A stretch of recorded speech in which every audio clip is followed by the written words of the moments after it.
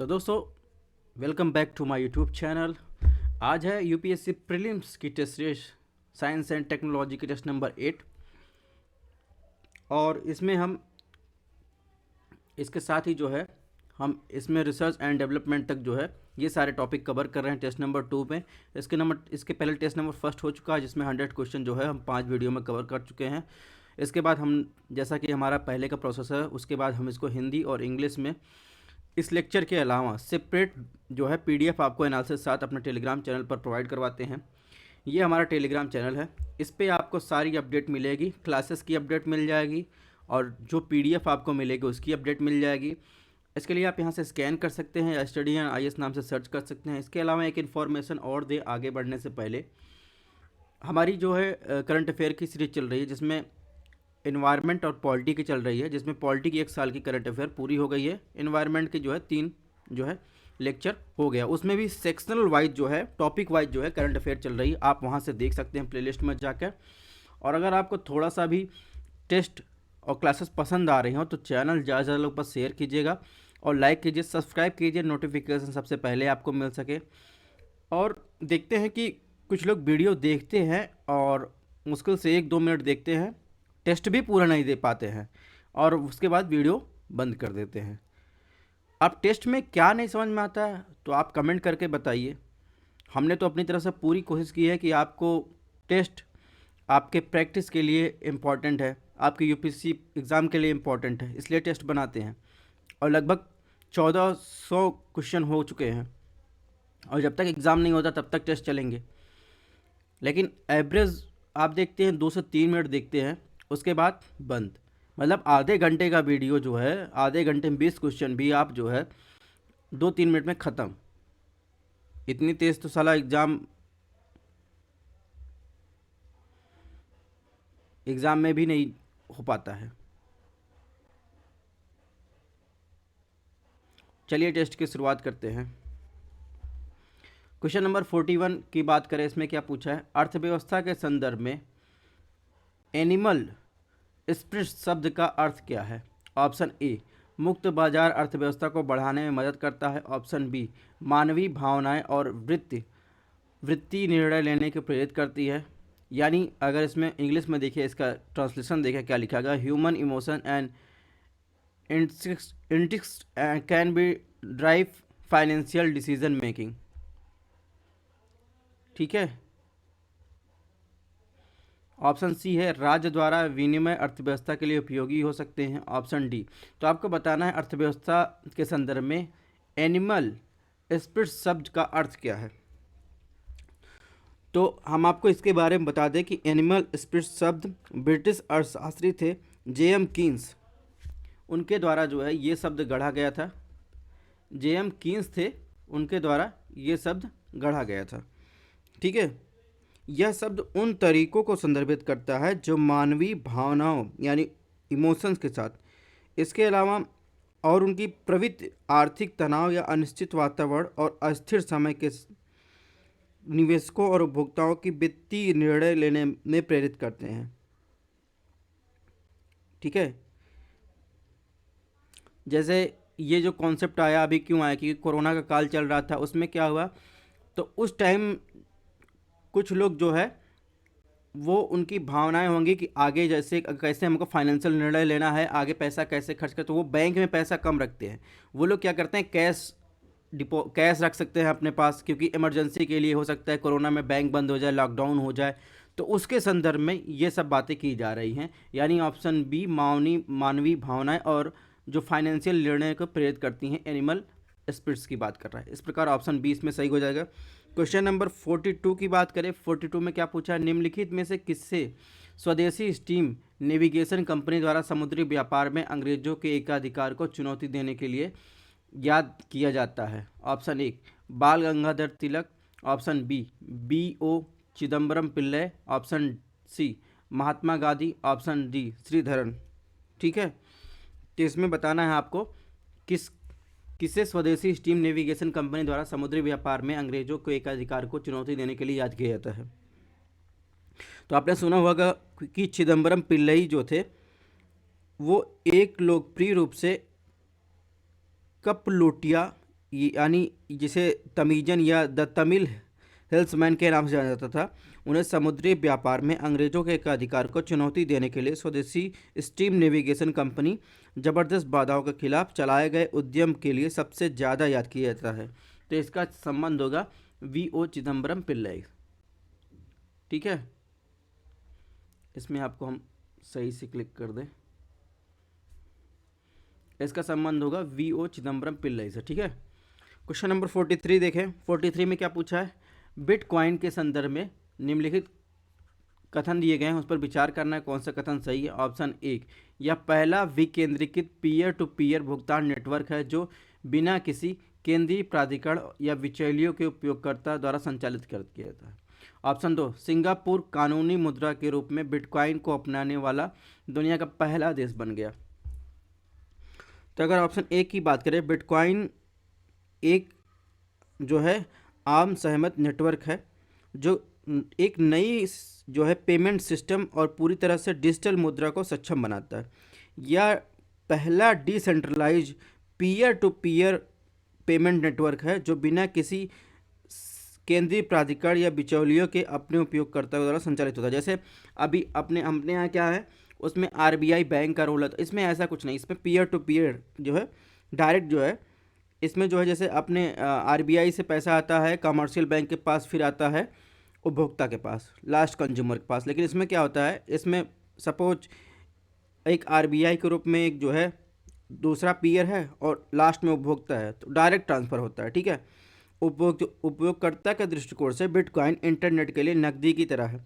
Bitcoin को अस्तित्व में सबसे प्रमुख ट्रिपल एंट्री बहीखाता पद्धति के रूप में भी देखा जाता है। इस प्रकार इसमें ऑप्शन 1 जो है वो सही है। ऑप्शन 2 की बात करें, ऑप्शन 2 गलत है, यानी जो एल सल्वाडोर था, एल सल्वाडोर वो जो है बिटकॉइन को कानूनी जो है रूप से अपनाने वाला दुनिया का पहला देश है। ठीक है, इस प्रकार सिंगापुर वाला ऑप्शन गलत हो जाएगा, इसमें ऑप्शन ए जो है सही होगा। क्वेश्चन नंबर 44 की बात करें, इसमें क्या पूछा है, इसमें पूछा है कॉमन सर्विस सेंटर कार्यक्रम के संदर्भ में निम्नलिखित कथनों पर विचार कीजिए, कौन सा कथन सही। ऑप्शन यह इलेक्ट्रॉनिक्स और IT मंत्रालय के तहत एक पहल है। Option 2, e-governance services India limited सामान्य सेवा केंद्र योजना के रूप में निगरानी के लिए एक विशेष जो है प्रयोजन वाहन है। तो इसमें बताना है कि कॉमन सर्विस सेंटर के माध्यम में इन दोनों में से कौन सा सही है। ऑप्शन 1 की बात करें तो कॉमन सर्विस सेंटर कार्यक्रम इलेक्ट्रॉनिक्स और IT मंत्रालय यानी माइटी मिनिस्ट्री जो है भारत सरकार की एक पहल है। कॉमन सर्विस सेंटर भारत में गाँवों में विभिन्न इलेक्ट्रॉनिक सेवाओं के वितरण के लिए पहुंच बिंदु है। अपने गांव में कॉमन सर्विस सेंटर आपने देखा ही होगा, तो उसी के बारे में बात कर रहा है। तो इस प्रकार ऑप्शन 1 जो है सही है, ऑप्शन 2 भी सही है, यानी इसे जो है ई-गवर्नेंस सर्विसेज इंडिया लिमिटेड के विशेष प्रयोजन वाहन है, जिसे कंपनी अधिनियम 1956 के तहत इलेक्ट्रॉनिक्स और सूचना प्रौद्योगिकी मंत्रालय भारत सरकार द्वारा लागू किया गया। ठीक है, इस प्रकार इसमें ऑप्शन सी सही है। क्वेश्चन नंबर 45 की बात करें, इसमें क्या पूछा है, इसमें पूछा है फ्रेगाइल एक्स सिंड्रोम के बारे में के संबंध में निम्नलिखित कथनों में कौन सा कथन गलत है। ऑप्शन ए, यह एक अनुवांशिक विकार है जो सीखने की अक्षमता और संज्ञानात्मक हानि सहित कई विकासात्मक समस्याओं का कारण बनता है। ऑप्शन बी, यह वैश्विक आबादी के 4% में ऑटिज्म का प्रमुख विरासत में मिला कारण है। ऑप्शन सी, यह फ्रैक्सा नामक उत्परिवर्तन के कारण होता है। ऑप्शन डी, यह समय पर पता लगने के लिए सबसे सरल उपकरण RNA टेस्ट है। तो इसमें बताना है कौन सा ऑप्शन गलत है फ्रेगाइल एक्स सिंड्रोम के बारे में।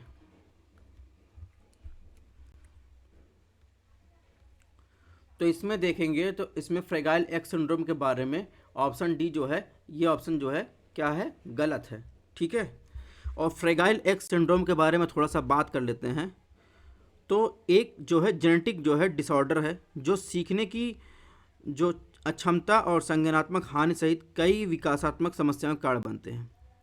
ठीक है, यह पूरे विश्व की आबादी का लगभग 4% जो है ऑटिज्म का प्रमुख विरासत को मिला है। यह FR1 जीन में परिवर्तन के कारण होता है जो मस्तिष्क के विकास के लिए आवश्यक एक महत्वपूर्ण प्रोटीन FMRP बनाता है, ठीक है। और महिलाओं की तुलना में पुरुष इस विकार से अधिक गंभीर रूप से प्रभावित होते हैं। अगर बात करें ये, अगर समय पर पता चल जाए तो इसका सरल उपकरण है डीएनए जो है टेस्ट है, आरएनए टेस्ट नहीं है। क्वेश्चन नंबर 46 में बात करें, इसमें क्या पूछा है, राजा महेंद्र प्रताप सिंह के संबंध में निम्नलिखित कथनों में कौन सा कथन गलत है। ऑप्शन 1, राजा महेंद्र प्रताप सिंह ने प्रथम विश्व युद्ध 1915 के मध्य में काबुल के बागे बाबर में भारत की अंतिम सरकार की स्थापना की थी, यानी अंतरिम सरकार की। ऑप्शन ई, उन्होंने अमेरिका में विश्व महासंघ का शुभारंभ किया। इसके अलावा उन्होंने 1945 में नोबेल शांति पुरस्कार के लिए नामांकित किया गया था। ऑप्शन सी, वह आज़ादी के 1 साल पहले भारत लौट आए और तुरंत महात्मा गांधी के साथ काम करना शुरू कर दिया। ऑप्शन डी, उन्होंने 1957 में मथुरा से निर्दलीय उम्मीदवार के रूप में लोकसभा का चुनाव जीता। तो आपको बताना राजा महेंद्र प्रताप सिंह के बारे में कौन सा कथन गलत है, ठीक है। तो राजा महेंद्र प्रताप सिंह जो थे एक स्वतंत्र सेनानी, समाज सुधारक और जाट समुदाय के प्रतिनिधित्व करने वाले व्यक्ति थे जो पश्चिमी उत्तर प्रदेश के प्रमुख थे। वे 8 भाषाओं में परंपरागत विभिन्न धर्मों का पालन करते थे। तो कुल मिलाकर अगर इसमें देखा जाए, इसमें जो बात कर रहा है उन्होंने अमेरिका विश्व महासंघ का शुभारंभ किया, ये ऑप्शन बी वाला, ये ऑप्शन जो है गलत है। यानी प्रथम विश्व युद्ध 1915 के मध्य में काबुल के बागे बाबर भारत की अंतरिम सरकार की स्थापना की थी और उन्होंने खुद को राष्ट्रपति और भोपाल के अपने उग्र साथी क्रांतिकारी मौलाना बकरतुल्लाह प्रांतीय सरकार के प्रधानमंत्री घोषित किया था, ठीक है। और इसकी बात करें तो ये क्यों गलत है, 1929 में उन्होंने बर्लिन में विश्व महासंघ का शुभारंभ किया था। इसके अलावा 1937 में नोबेल शांति पुरस्कार के लिए नामांकित किया गया था। इस प्रकार ये ऑप्शन जो है गलत है, बाकी सब सही है। क्वेश्चन नंबर 47 की बात करें, इसमें क्या पूछा है, मध्य और दक्षिणी यूरोप, इसके अलावा पूर्वी, उत्तरी और पश्चिमी चीन में फैला हुआ है।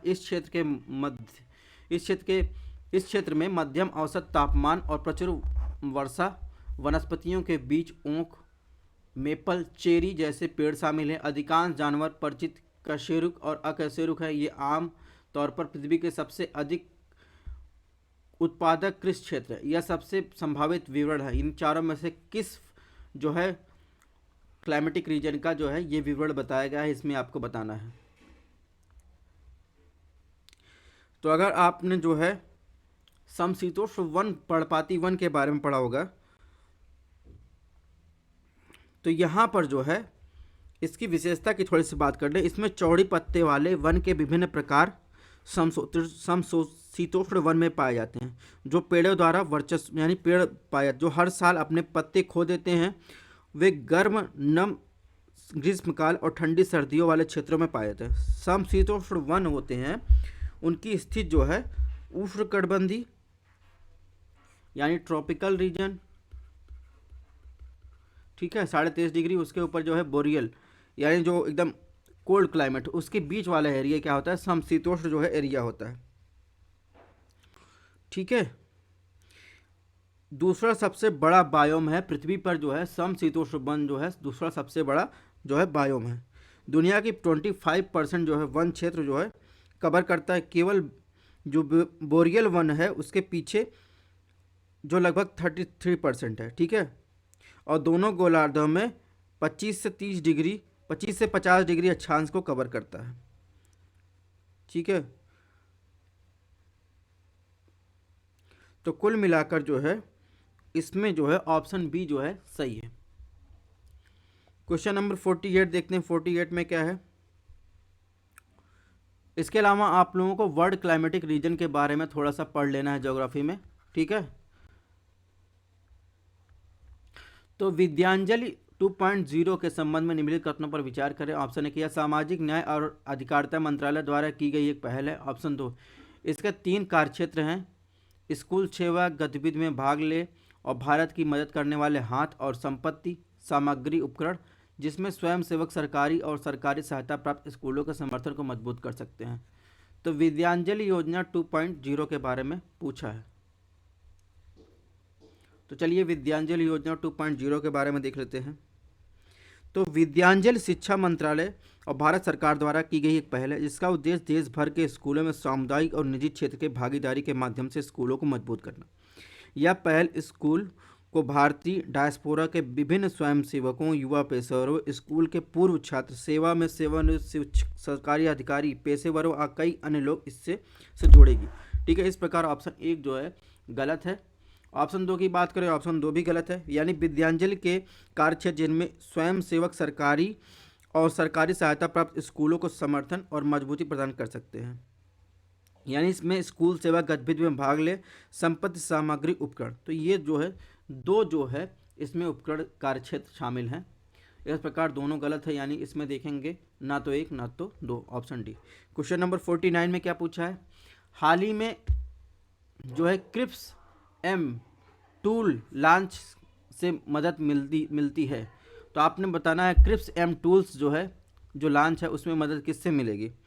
तो इसके आपको देखेंगे, यह एक नया डिजिटल उपकरण है जो भारतीय समुदायों को जलवायु जोखिम प्रबंधन को अधिक प्रभावी ढंग से रोकने में मदद करने के लिए समुदायों के पारंपरिक ज्ञान, प्रथाओं को और कौशल के वैज्ञानिक जलवायु जोखिम की जानकारी से जोड़ता है। भारत की मनरेगा दुनिया की सबसे बड़ी सार्वजनिक कार्य आधारित सामाजिक सुरक्षा कार्यक्रम है जो मजदूरी और प्राकृतिक संसाधन प्रबंधन संपत्तियों पर इसका दोहरा ध्यान केंद्रित कार्यक्रम है जो जलवायु के लचीले पल परिणामों को बढ़ाने का अवसर प्रदान करती है। ठीक है, तो इसी को देखते हुए मध्य प्रदेश के बड़वानी में निवाली ब्लॉक की 18 ग्राम पंचायतों में इस टूल का पहले से ही सफलतापूर्वक परीक्षण किया जा चुका है। क्रिप्स एम समुदायों को पारंपरिक ज्ञान, प्रथाओं, कौशल के वैज्ञानिक जलवायु जोखिम जानकारी, विधियों, प्रथाओं और प्रौद्योगिकी के संयोजन से मूल को दर्शाता है। तो कुल मिलाकर ये डिजास्टर क्लाइमेट रिस्क मैनेजमेंट से संबंधित है। ठीक है, क्वेश्चन नंबर 50 की बात करें, इसमें क्या पूछा है? इसमें पूछा है कर्पूर कलमकारी पेंटिंग के संदर्भ में निम्नलिखित कथनों पर विचार कीजिए। ऑप्शन 1 उत्तर पूर्व भारत के हाथ से पेंट किया जाने वाला सूती कपड़ा। ऑप्शन 2 हाल ही में इसे भौगोलिक संकेत यानी जीआई टैग प्राप्त किया। कौन सा कथन सही है? तो इसमें देखेंगे कलमकारी पेंटिंग का अर्थ, कलमकारी का अर्थ क्या होता है?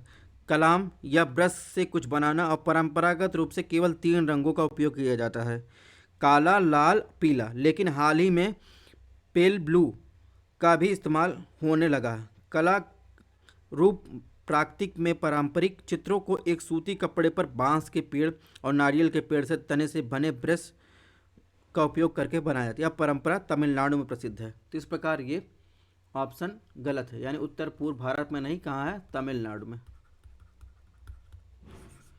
अब बात करें ऑप्शन 2 की, तो ऑप्शन 2 जो है सही है, हाल ही में इसे जीआई टैग दिया गया है। तो इस प्रकार जो है इसमें कौन सा जो है सही पूछा है? तो यानी ऑप्शन बी। क्वेश्चन नंबर 51 की बात कर लेते हैं, इसमें क्या पूछा है? कुनमिंग घोषणा अभी कुछ दिन पहले न्यूज़ में था, उसका संबंध किससे है? विचार कीजिए, कौन सा कथन सही है? ऑप्शन 1 यह जो है पक्षों से निर्णय लेने में जैव विविधता संरक्षण को मुख्य धारा करने का आह्वान करता है और मानव स्वास्थ्य की रक्षा में संरक्षण के महत्व को पहचानता है। ऑप्शन 2 घोषणा का विषय पारिस्थितिक सभ्यता है, पृथ्वी पर सभी जीवन के लिए एक साझा भविष्य का निर्माण करना। तो जैव विविधता पर संयुक्त राष्ट्र सम्मेलन के पक्षकारों के सम्मेलन चल रही है और जैसे कि इसके पहले बात करें 15वीं बैठक जो है में पहले 100 से अधिक देशों ने भाग लिया। ठीक है, तो यह पक्षों से निर्णय लेने में जैव विविधता संरक्षण और मुख्य धारा करने का आह्वान करता है और मानव स्वास्थ्य की रक्षा संरक्षण का महत्व पहचानता है। तो इस प्रकार ऑप्शन 1 जो है सही। ऑप्शन 2 की बात करें, ऑप्शन 2 भी सही है। ठीक है, यानी इस घोषणा को अपनाने से राष्ट्रों में जैव विविधता सुरक्षा पर जो कार्टागोना प्रोटोकॉल के लिए 2020 के बाद एक प्रभावी कार्यान्वयन की योजना, क्षमता निर्माण कार्य योजना विकास अपनाने का समर्थन के लिए खुद को प्रतिबद्ध किया है। घोषणा का विषय जो है पारिस्थितिक सभ्यता, पृथ्वी पर सभी जीवन के लिए एक साझा भविष्य का निर्माण करना। ठीक है, 2020 का। तो इस प्रकार जो है इसमें 1 और 2 दोनों सही है। क्वेश्चन नंबर 52 में देखिए क्या है। वित्तीय स्थिरता और विकास परिषद के संदर्भ में निम्नलिखित कथनों पर विचार, कौन सा कथन सही है? तो ऑप्शन एक, आर्थिक मामलों के मंत्रालय के तहत एक वैधानिक सर्वोच्च परिषद है। ऑप्शन दो, अकाउंट एग्रीगेटर एफएसडीसी की एक पहल है। ऑप्शन तीन, केंद्रीय वित्त मंत्री एफएसडीसी के पदेन अध्यक्ष होते हैं। कौन सा कथन सही है? ऑप्शन ए की बात करें तो एफएसडीसी 2010 में कार्यकारी आदेश द्वारा गठित वित्त मंत्री के अधीन एक गैर सांविधिक शीर्ष परिषद है। ठीक है, वित्तीय क्षेत्र में सुधार हेतु रघुराजन समिति 2008 के सबसे पहले एफएसडीसी का निर्माण प्रस्ताव किया गया। ठीक है, एफएसडीसी का कार्य वित्तीय स्थिरता बनाए रखने के लिए अंतर नियामक समन्वय को बढ़ाने और वित्तीय क्षेत्र के विकास को बढ़ाने के लिए एक तंत्र को मजबूत और संस्थागत बनाना है इसका काम एफएसडीसी का। तो इस प्रकार ऑप्शन एक जो है गलत है, यानी आर्थिक मामलों के मंत्रालय के अंतर्गत नहीं, बल्कि जो है यह वित्त मंत्री के अधीन जो है एक गैर सांविधिक शीर्ष निकाय है। ऑप्शन दो की बात करें, ऑप्शन दो सही है, यानी अकाउंट एग्रीगेटर एफएसडीसी की एक पहल है। ऑप्शन तीन की बात करें तो ऑप्शन तीन सही, एफएसडीसी के अध्यक्ष भारत के केंद्रीय वित्त मंत्री होते हैं। उप समिति जो होती है उसकी अध्यक्षता आरबीआई के गवर्नर द्वारा की जाती है। तो कुल मिलाकर इसमें दो और तीन सही, यानी ऑप्शन बी। क्वेश्चन नंबर 53 की बात करें, इसमें क्या पूछा है? निम्नलिखित में से कौन से सूचकांक रिपोर्ट संयुक्त राष्ट्र पर्यावरण कार्यक्रम यानी यूनेप द्वारा प्रकाशित किए जाते हैं? आपको सही उत्तर बताना है। तो यूनेप द्वारा जो है वैश्विक यानी ग्लोबल इन्वायरमेंट आउटलुक, ठीक है, इसके अलावा अगर इस ऑप्शन में देखें तो इमिशन गैप रिपोर्ट, ये दोनों प्रकाशित किए जाते हैं। इसके अलावा अगर बात करें तो फ्रंटियर्स स्वस्थ ग्रह में निवेश वैश्विक पर्यावरण दृष्टिकोण जो है ये भी रिपोर्ट यूनेप द्वारा प्रकाशित किए जाते हैं। कुल मिलाकर इसमें जो है ऑप्शन एक सही है। ठीक है, क्वेश्चन नंबर 54 की बात कर लेते हैं। निम्नलिखित कथनों पर विचार करना है, सही कथन आपको चूज करना है। ऑप्शन एक, जैविक विविधता पर कन्वेंशन जो एक कानूनी रूप से बाध्यकारी समझौता है, सभी पारिस्थितिक तंत्र प्रजातियों आनुवांशिक संसाधनों को शामिल है। ऑप्शन दो, प्रवासी प्रजातियों के संरक्षण पर कन्वेंशन प्रवासी प्रजाति के संरक्षण की विशेषज्ञता पर मात्र एक वैश्विक प्रयास है। ऑप्शन तीन, inter governmental panel on climate change IPCC की स्थापना डब्ल्यूएमओ यानी विश्व विज्ञान संगठन और वियना कन्वेंशन द्वारा संयुक्त रूप से की गई थी। ठीक है, इसके अलावा ऑप्शन चार, ट्रैफिक और वर्ल्ड वाइड फंड और अंतर्राष्ट्रीय संघ संरक्षण के लिए दुनिया भर एक संयुक्त संरक्षण कार्यक्रम। कौन सा कथन जो है सही है इसमें बताना है आपको। तो सीबीडी जो है एक कानूनी रूप से बाध्यकारी सम्मेलन है, यानी कन्वेंशन ऑन बायोडाइवर्सिटी यानी बायोलॉजिकल डाइवर्सिटी की बात करें दोनों चीज़ों के लिए, जो यह मानता है कि जैव विविधता संरक्षण मानव जाति की सामान्य चिंता है। तो इस प्रकार ये ऑप्शन जो है सही हो जाएगा। ऑप्शन दो की बात करें तो ऑप्शन दो भी सही है। ठीक है, यानी प्रवासी प्रजातियों के संरक्षण पर कन्वेंशन प्रवासी प्रजातियों के संरक्षण विशेषज्ञता का एक मात्र वैश्विक प्रयास है। अगर बात करें ऑप्शन तीन की तो ऑप्शन तीन जो है गलत है। इसमें डब्ल्यूएमओ और यूनेप ने मिलकर जो है इसको गठन किया था आईपीसीसी का। ठीक है, ऑप्शन चार की बात करें, चार सही है। ठीक है, ट्रैफिक जो है WWF और आईयूसीएन ने संयुक्त संरक्षण कार्यक्रम है, इसकी स्थापना 1976 में आईयूसीएन के प्रजाति उत्तरजीविता आयोग द्वारा की गई थी। और ट्रैफिक एक अंतर्राष्ट्रीय नेटवर्क है जिसमें 5 महाद्वीपों का कार्यालयों के साथ कैम्ब्रिज के यूके में स्थित ट्रैफिक इंटरनेशनल भी शामिल है। तो कुल मिलाकर इसमें जो है कौन सा सही, यानी ऑप्शन तीन जहाँ होगा, अगर एलिमिनेशन मेथड से करेंगे तो ऑप्शन तीन में एलिमिनेट कर देंगे तो बी और सी एलिमिनेट हो जाएगा, बचेगा 1 2 4। 1 2 कहाँ सही है, 1 2 4 4 में जो है तो ऑप्शन क्या है, ऑप्शन सी। क्वेश्चन नंबर 55 में बात करें, इसमें क्या पूछा है? भारत के पशु कल्याण बोर्ड के संबंध में निम्नलिखित कथनों में कौन सा कथन सही उत्तर आपको बताना है। ऑप्शन एक, भारतीय पशु कल्याण बोर्ड पशु कल्याण कानूनों पर एक गैर लाभकारी संगठन और देश में पशु कल्याण को बढ़ावा देता है। ऑप्शन 2, किसी भी स्थानीय क्षेत्र में कार्यरत पशु कल्याण संगठनों को पशु कल्याण संगठन में गठन को प्रोत्साहित करने के लिए वित्तीय सहायता और अन्य सहायता प्रदान करता है। तो इसमें अगर बात करेंगे ऑप्शन ए की, तो भारतीय पशु कल्याण बोर्ड पशु कल्याण कानून पर एक वैधानिक सलाहकार निकाय है। ठीक है, और भारत को पशु कल्याण बोर्ड जो है दुनिया में किसी भी सरकार द्वारा स्थापित किए जाने वाले अपनी तरह का पहला जानवरों के प्रति क्रूरता की रोकथाम अधिनियम 1960 की धारा 4 के अनुसार 1962 में स्थापित किया गया था। तो इस प्रकार यह ऑप्शन जो है गलत है। एक वैधानिक सलाहकार निकाय है, गैर लाभकारी संगठन नहीं। ऑप्शन 2 की बात करें तो इसमें जो है ये ऑप्शन 2 भी सही है, यानी किसी स्थानीय क्षेत्र में कार्यरत पशु कल्याण संगठनों या पशु कल्याण संगठनों को प्रोत्साहित करने के लिए वित्तीय सहायता अन्य सहायता प्रदान करता है, यानी इसमें सिर्फ ऑप्शन बी सही है। क्वेश्चन नंबर 56 में देखिए क्या पूछा है। निम्नलिखित कथनों पर विचार कीजिए। नीलगिर ताहर प्राकृतिक रूप से भारत में ही पाया जाता है। ऑप्शन 2, लाल पांडा प्राकृतिक रूप से भारत में ही पाया जाता है। ऑप्शन 3, कश्मीरी हिरण प्राकृतिक रूप में भारत में ही पाया जाता है। ऑप्शन 4, भारतीय भैंस प्राकृतिक रूप में भारत में ही पाई जाती है। कौन सा कथन इसमें गलत है? तो नीलगिरी ताहर जो है ये नीलगिरी आइबैक्स के नाम से भी जाना जाता है। IUCN की लुप्त प्राय के रूप में सूचीबद्ध है और इसे वाइल्ड लाइफ प्रोटेक्शन एक्ट 1972 की एनेक्स फर्स्ट के तहत सूचीबद्ध किया गया है। यह वर्षा वनों के खुली मैदानों में पाया जाता है। नीलगिरी पहाड़ियों तमिलनाडु, केरल, भारत के पश्चिमी घाट, दक्षिणी भाग में केवल पाया जाता है। तमिलनाडु का राजकीय पशु है। तो इस प्रकार जिसमें देखेंगे तो भारत में ही पाया जाता है, ये बात जो है इसमें कौन सा गलत है, ये बात जो है सही है। ठीक है, अगर रेड पांडा की बात करें तो रेड पांडा एक छोटा लाल भूरा वृक्षीय स्तनपायी है जो जीनस एलुरस का एकमात्र जीवित सदस्य है। यह सिक्किम का राजकीय पशु है और संकटग्रस्त प्रसाद की IUCN की रेड लिस्ट में भारतीय वन्यजीव प्रोटेक्ट एक्ट जो है 1972 एनेक्स फर्स्ट में एक लुप्त प्राय के रूप में सूचीबद्ध की। ये इसका जो है भारत, नेपाल, भूटान, म्यांमार, दक्षिणी चीन में पहाड़ों में पाया जाता है।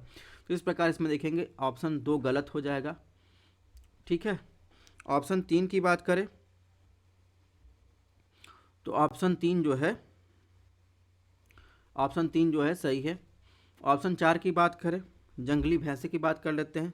तो जंगली भैंसा जो है यानी जिसे भारतीय भैंसे मुख्य रूप से जलोढ़ घास के मैदान, आमतौर पर दलदली नदी घाटियों में पाया जाता है। ठीक है, तो ये ऑप्शन जो है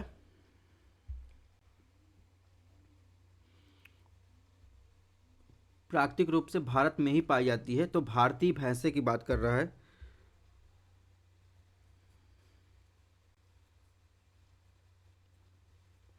तो ये भी सही है। ठीक है, तो इस प्रकार जो है इसमें देखेंगे सिर्फ और सिर्फ जो है लाल पांडा वाली जो बात है वो गलत है। ठीक है, तो इसमें सिर्फ और सिर्फ ऑप्शन बी गलत होगा, सॉरी ऑप्शन 2 गलत होगा। 2 इसमें है नहीं, तो इसमें सिर्फ ऑप्शन 2 गलत होगा, बाकी इसमें और कोई गलत नहीं है। ठीक है, बढ़ते हैं क्वेश्चन नंबर 57 की तरफ। हिम तेंदुए के संबंध में आपको निम्नलिखित कथनों पर विचार करना है। स्नो लेपर्ड के संबंध में कौन सा कथन सही है? ऑप्शन 1, हिम तेंदुआ उस पर्वतीय पार्श्विक तंत्र में स्वास्थ्य के संकेत के रूप में कार्य करता है जिसमें वे रहते हैं। ऑप्शन 2, इसे यह जो है भारतीय वन्य जीव संरक्षण अधिनियम 1972 के अनुसूची फर्स्ट में संरक्षित किया गया है। तो ये बात सही है कि जहाँ वो रहते हैं वो इकोसिस्टम के हेल्थ के बारे में इंडिकेट करते हैं। ठीक है, इसके अलावा जो है ये भी बात सही है कि उसे वाइल्ड लाइफ प्रोटेक्शन एक्ट जो है 1972 के अंतर्गत एनेक्स फर्स्ट में शामिल किया गया है, संरक्षित है, और यह हिमाचल प्रदेश का राज्य पशु भी है। ठीक है, और इसके अलावा यह अफगानिस्तान, भूटान, चीन, Bharat, Kazakhstan, Kyrgyzstan, Mongolia, Nepal, Pakistan, रूस, तजाकिस्तान, उज्बेकिस्तान जैसे 12 देशों में पाया जाता है। और भारत में यह उच्च हिमालयी और ट्रांस हिमालयी जो है लैंडस्केप पर निवास करता है। जम्मू कश्मीर, हिमाचल प्रदेश, उत्तराखंड, सिक्किम और अरुणाचल प्रदेश में ही पाया जाता है। तो इस प्रकार इसमें ऑप्शन सी जो है सही है। इसके अलावा एक बात और बता दें, IUCN से रिलेटेड जो है एक क्वेश्चन पूछा था पिछले कुछ वर्षों में।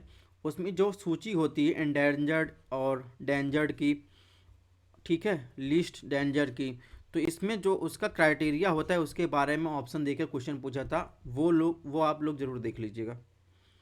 और इसके अलावा वाइल्ड लाइफ प्रोटेक्शन एक्ट 1972 हुआ और पर्यावरण संरक्षण अधिनियम 1986 हुआ। इसके बारे में आप लोग थोड़ा सा इसके क्या क्या प्रावधान है तो इसके बारे में पढ़ लीजिएगा। निम्नलिखित में किसे फाइटोमेडिएशन के रूप में सबसे अच्छा वर्णित किया जाता है? ऑप्शन ए, यह एक ऐसी प्रक्रिया है जिसके द्वारा पौधे वायु से प्रदूषकों को प्रभावी ढंग से हटाते हैं। ऑप्शन बी, यह एक ऐसी प्रक्रिया है जिसके द्वारा सूक्ष्म जीव प्रभावी रूप से वायु प्रदूषकों को हटाते हैं। ऑप्शन सी, यह दूषित मृदा और भूजल को साफ करने के लिए एक रोगाणु का उपयोग है। ऑप्शन डी, इस उपरोक्त में से कोई नहीं। तो फाइटोमेडिएशन की बात करें या फाइटो रेमेडिएशन पढ़ लें इसको। फाइटो रेमेडिएशन जो है पादप उपचार टेक्नोलॉजी खतरनाक जो प्रदूषक से दूषित मृदा, वायु, जल को स्वच्छ करने के लिए जो है जीवित पौधों का उपयोग करती है। इससे हरे पौधों और हर उससे संबंधित सूक्ष्म जीवों के उपयोग के साथ साथ उचित मिट्टी में संशोधन और कृषि संबंधित तकनीक को उपयोग के रूप में परिभाषित किया गया है, जिसमें जहरीली पर्यावरणीय प्रदूषकों को हटाया जा सकता है। ठीक है, तो इसका संबंध जो है यह एक ऐसी प्रक्रिया है जिसके द्वारा पौधे से वायु प्रदूषकों को प्रभावी ढंग से हटाया जा सकता है।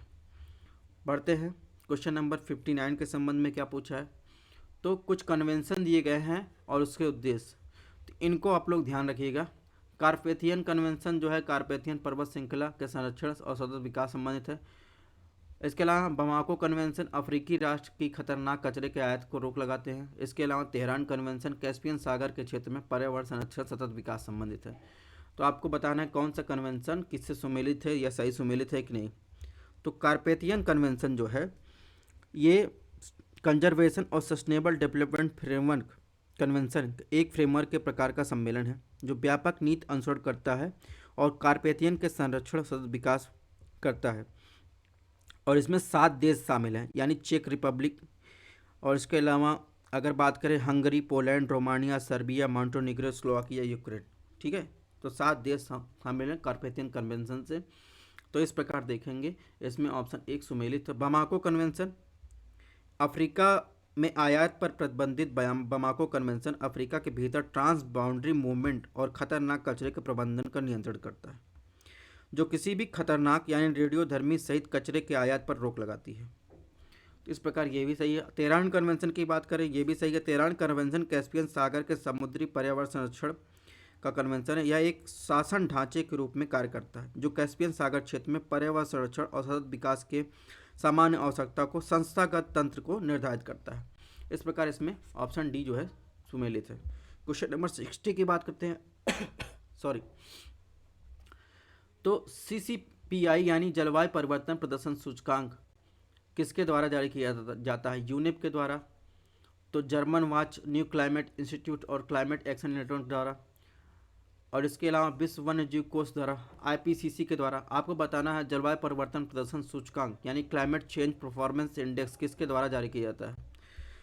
तो जो ये इंडेक्स है ये German watch, new climate institute 2005 से हर साल क्लाइमेट एक्शन नेटवर्क के साथ मिलकर काम कर रहा है। ठीक है, इसमें 14 संकेतकों के साथ 4 श्रेणियां विचार करता है।